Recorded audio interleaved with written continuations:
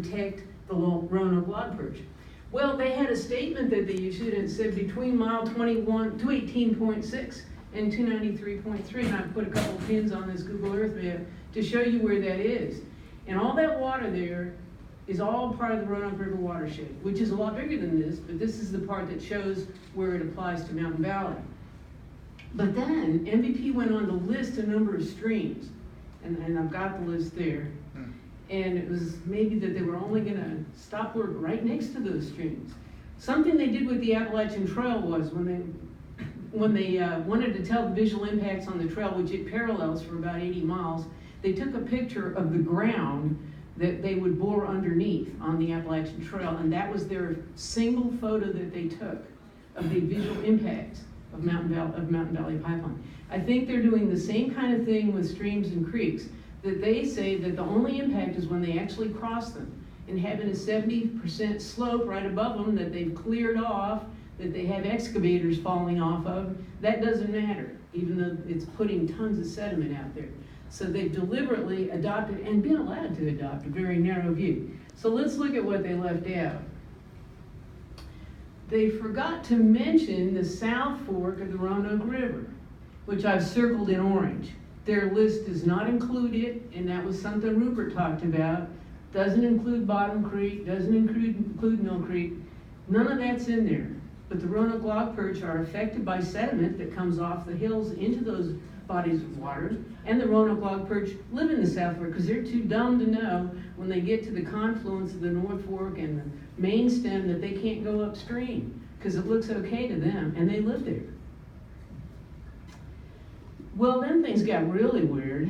I think this was a quote in an email to Lawrence Hammock of the Roanoke Times from Mountain Valley, because he wanted to find out, well, exactly where is it? This is kind of confusing. So Natalie Cox said, well, it's not about the miles, it's a matter of doing the right thing. Thank God, because they haven't done it so far, but apparently now we're supposed to trust them to do the right thing.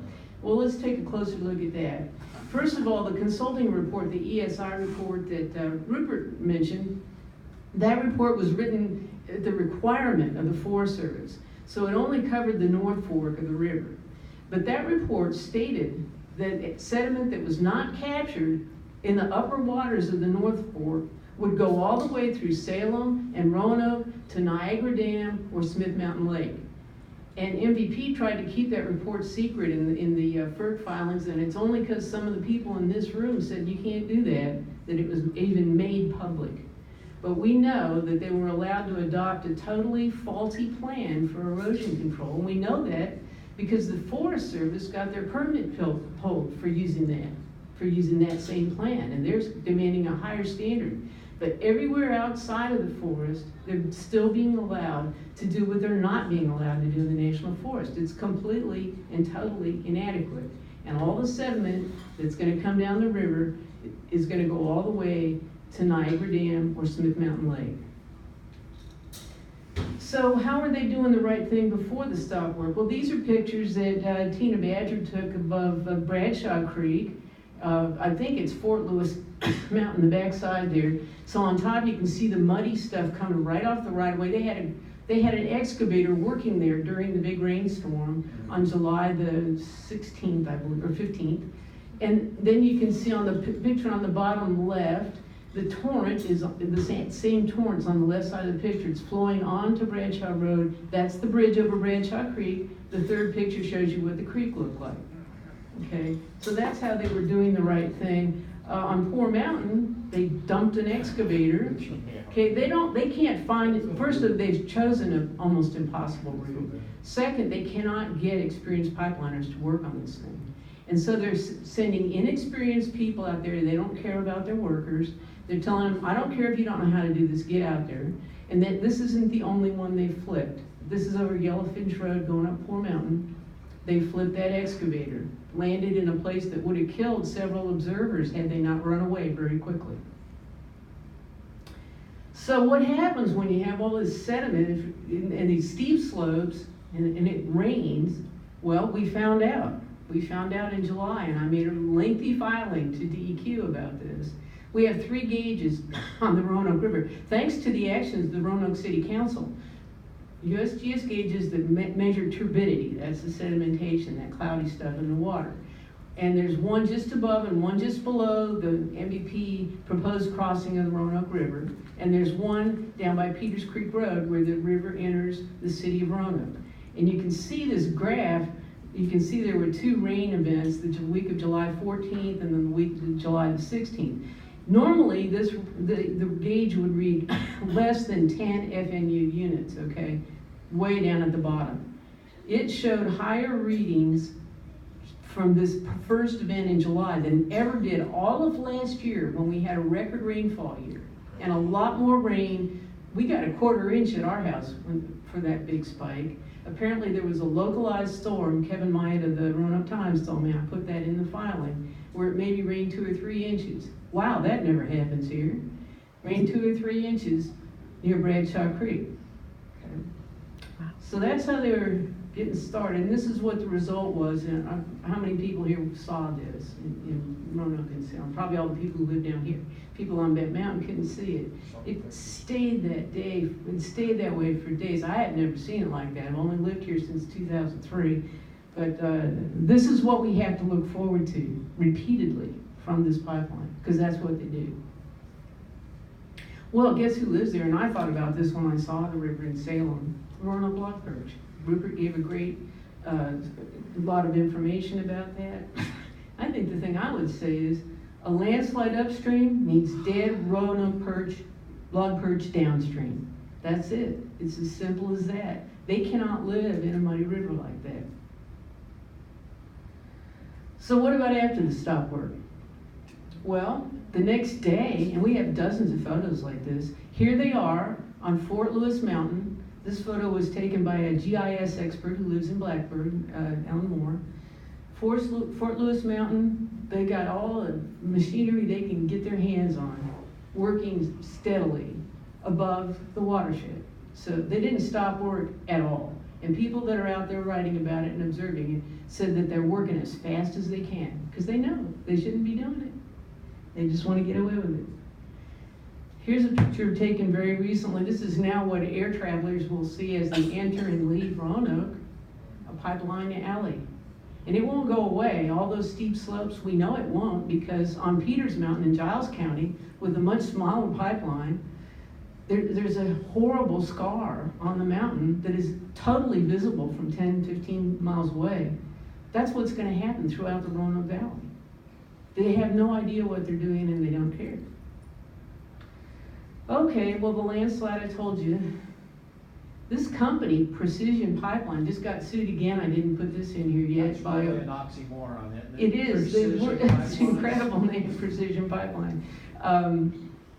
They have a terrible record of worker safety, and they're being sued now by the widow of a man who worked on Mountain Valley Pipeline. They've been sued by other widows in other places. They don't care at all about worker safety. And they're also being sued by Dominion Energy because they built a pipeline for them in Virginia, a 55-mile pipeline, that had 50 landslides on it. So it's really, is kind of their hallmark, is they create landslides and harm workers and unleash a lot of sediment. I think we could rename the whole project the Muddy Valley Pipeline, because that's kind of what they're doing. That's what it looks like then. And of course, the Logperch has to live in it. So, last thing I want to talk about is that for us here in this region, we should not overlook the fact that landslides create explosions on pipeline routes. We're reading about them way too often. The one that most resembles the situation here is the Leach Express pipeline that was called a best-in-class pipeline. It went into service January 2018. It exploded in June 7th. It's been determined that it was due to a landslide. That pipeline was built in an area that had been having landslides for decades, and they didn't care, and they let them build it. And we have the same situation here. As this pipeline enters the Roanoke Valley, it goes up and down extremely steep slopes. The other problem is every time it makes a sharp bend, that is a location that could be a greater point of failure than when it's just going straight. So we have a complete disaster waiting to happen here. And if this pipeline fails in the Roanoke Valley and the wind is blowing from the west and it's dry like it is getting to be right now, they can't put it out. They have to turn the valves out and let it burn out. It could sweep through the entire Roanoke Valley in a matter of hours. I was near Gatlinburg, Tennessee a few years ago at Thanksgiving when a 4-acre little fire suddenly, and it had been smoldering for days, it suddenly came over the ridge in a high wind and engulfed that whole town in a matter of hours. Imagine what a pipeline like this would do to our valley when this pipeline fails. It's not a question, if it goes into service, it's not a question about whether it would fail. It's a question about if, when, and how often. So this project, just to remind everyone, is not very popular around here. It isn't popular with local elected officials, regardless of their political party.